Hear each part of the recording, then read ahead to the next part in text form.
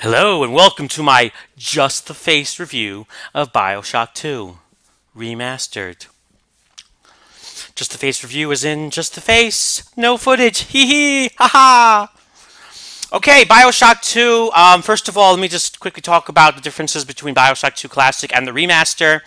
Once again, I played the remaster very recently. I don't know about all the problems that were at launch. I believe that they were there. But speaking of right now, the game runs fantastically. I had no problems running it. The graphics, textures have been vastly improved, and it looks fantastic. There's also little developer reel like Easter eggs you have to like search and find to give you commentary, which is cool. And there's like a museum you could walk through to see early concepts and ideas and things they changed their mind about. Nothing crazy, but if you never played it, absolutely, this is the way to go. And if you already own it, you get it for free on Steam Marino, and why not play it one more time, baby? Okay, now Bioshock 2 itself. Bioshock 2 was the sequel to Bioshock 1. It was made by a different studio, which made a lot of people want to hate it automatically. I don't hate it automatically. Actually, I think Bioshock 2 is a great game! If you like Bioshock 1, you should probably like 2.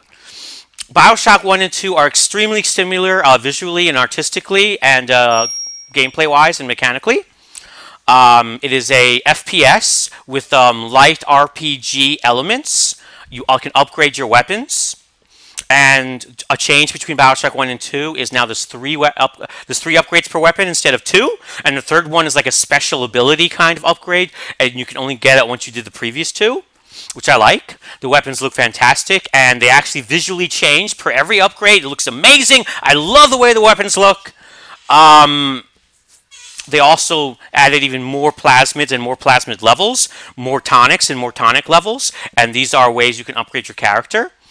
And also, because you're limited in how many you could use at once, and you have to spend resources in choosing which ones to get, which ones to upgrade. Also, your skill will reward you with certain tonics in the game.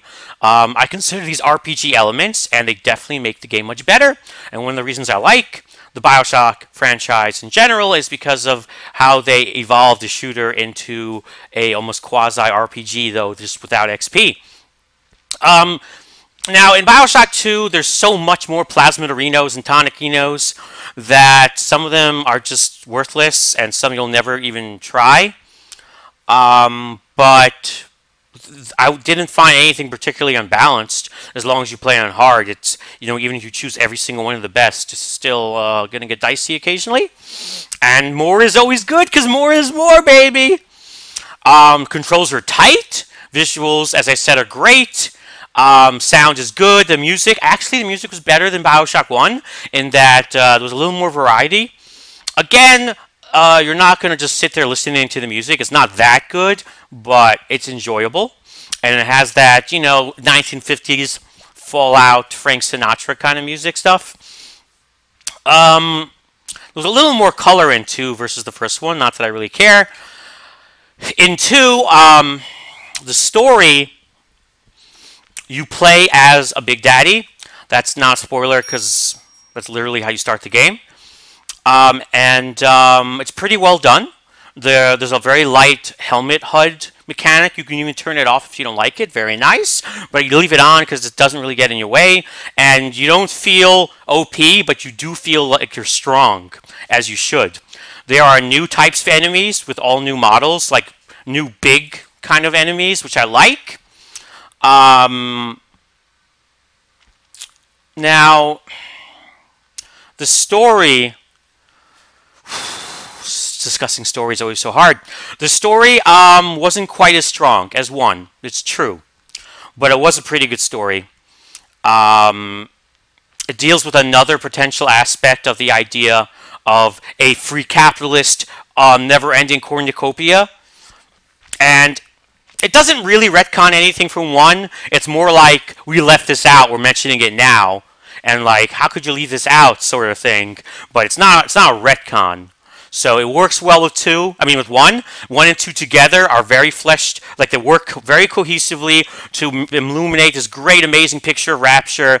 It does make you think a little bit. You don't think quite as deeply as one, and there's no there's not really any crazy plot twists like in one. But in two, there are more friendly NPCs, and more NPCs that unique NPCs that aren't trying to kill you, which I like. Like they're not everywhere. I mean, you still have that feeling of dread. But it was stupid how like literally everyone was nuts except for the one, you know, the two people or whatever. I don't know, spoilers there. Oh my god! But definitely improved on NPCs and characters and dialogue. And you actually had some interesting choices. More so than in the first one. I very much liked the change to the hacking mechanic, which was like the only thing I didn't like about Bioshock 1. And Bioshock 2, they changed the hacking, so instead of snakes and ladders, it's like a dial that moves like this, and you gotta like stop it at the right moment. Much faster, doesn't take you out of the action, made hacking a pleasure. They also added a remote hacking tool that you could shoot and hack things at a range, so you could take over like turrets or cameras to attack the enemy without having to like get to them first. So it made it much easier to turn the enemy's tools against them, which is very fun. So Bioshock 2, fantastic if you like the first one. How could you not like the second one? In many ways, it improves on the first one. The story is a little step back in terms of quality, but it's not stupid, it's not confusing, and it's not retcons. It's just not quite as up to par. I do like the villain more, in that I hate that bitch. I hate, they did such a great job with her character. Like, in Bioshock 1, there was nobody I really hated. There are very few characters in games that I just, I want them to burn as much as the main villain in Bioshock 2. I hate the way she talks. I hate her. So that's a really good job. And also, Bioshock 1 had, no DLC. Bioshock 2 had something called Minerva's Den, a completely self-contained story DLC that, had some references to Bioshock 1 and 2 as well, but you could play it at any time, and you play a different character. The story in Minerva's Den was amazing, and the end to Minerva's Den, in my mind, is the real ending to the story of Bioshock. The ending... the end of the Minvera's Den DLC, in my eyes, it wraps up the story of 1 and 2 pretty well, and let's just end it there. You know what I mean? Let's end it there. And in a way, it almost made Bioshock 2 better, and 2 was fine already. Even people that didn't like 2, I don't know why. The story. Even the people that didn't like 2 say Minerva's Den was amazing. Some people say Minerva's Den is the best Bioshock game ever.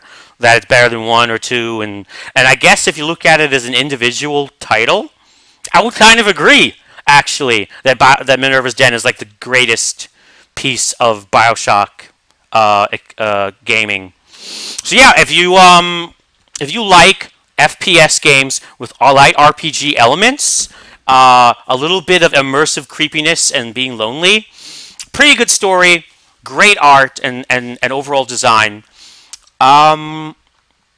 Get Bioshock 2, play Bioshock 2, Remastered. Don't forget to play the DLC. And that was my review of the Bioshock 2 DLC. And this has been Just the Face.